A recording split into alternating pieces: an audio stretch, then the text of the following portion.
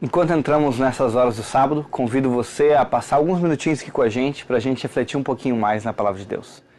Eu escolhi para a gente ver hoje uma história que está no livro de 1 Reis, no capítulo 19, e eu gostaria de ler com vocês a partir do versículo 8. Está falando da história de Elias, quando Elias estava fugindo de uma rainha que queria matá-lo, a rainha Jezabel. E eu leio com você a partir do 8, dizendo assim: E caminhou Elias 40 dias e 40 noites até Horebe, o monte de Deus. Ali entrou numa caverna onde passou a noite, e eis que lhe veio a palavra do Senhor e disse: Que fazes aqui, Elias? Elias estava fugindo porque Elias estava com medo. E Elias corre e por 40 dias e 40 noites ele caminha até Horebe, que era conhecido como monte onde muitas vezes Deus se manifestava, e Elias vai se esconder ali. E Deus surpreende Elias com uma pergunta: Que fazes aqui, Elias? A pergunta de Deus ela era muito válida porque o lugar de Elias não era escondido no monte. Elias devia estar lá orientando e auxiliando o povo. Mas Elias estava com medo, por isso Elias se escondeu.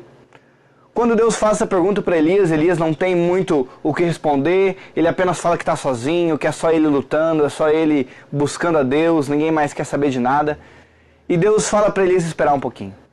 E daqui a pouco a história nos diz que passa um grande vento, um forte vento, quase como um furacão, mas fala que Deus não estava no vento. Fala então que vem um terremoto que sacode aquele monte inteirinho, mas Deus não estava no terremoto. Então vem um fogo muito forte e passa na frente de Elias, mas Deus também não estava no fogo. E aí a Bíblia nos fala, nos versos de 1 Reis 19, que passa uma brisa suave. E Deus fala com Elias naquela brisa. Deus não escolheu se manifestar em nenhuma daqueles fenômenos da natureza. Pelo contrário, Deus escolheu se manifestar na brisa mais suave. E Elias ouviu a voz de Deus. Se você parar para olhar para o seu redor, na rua, quando você está numa fila, em algum lugar, dificilmente você vai ver alguém parado, sem fazer nada. Você vê normalmente as pessoas mais ou menos assim, ó, mexendo no celular, fazendo alguma coisa. A gente não gosta de ficar parado. Esse senso de que você está perdendo tempo e de que você precisava fazer alguma coisa, ele vem em cima da gente, aí você pega o celular, faz alguma coisa. O ser humano não consegue ficar sozinho com seus pensamentos. Nós não conseguimos parar tudo e desligar a voz do mundo e apenas ouvir a voz de Deus. Hoje em dia tem muito trovão, muito terremoto, muito fogo passando por aí, mas saiba que a voz de Deus não se escuta em nenhuma dessas coisas. A voz de Deus se escuta na brisa suave. Isso que a gente está fazendo aqui, lendo um texto da Bíblia, parando para refletir um pouquinho, saindo da nossa rotina, é algo que você tem que fazer na sua casa.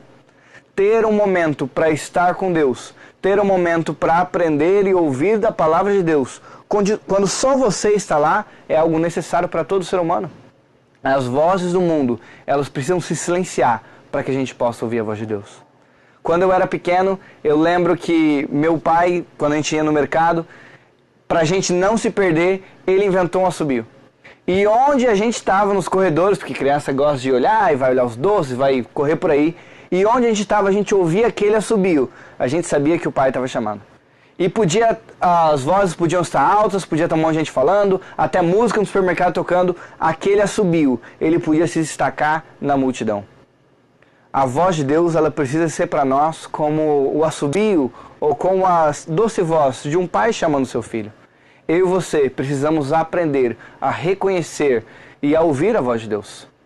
Que você possa fazer isso neste sábado e que você possa aprender a separar um tempo para que todas as outras vozes silenciem e você fique sozinho, confortável, ouvindo a voz do Pai.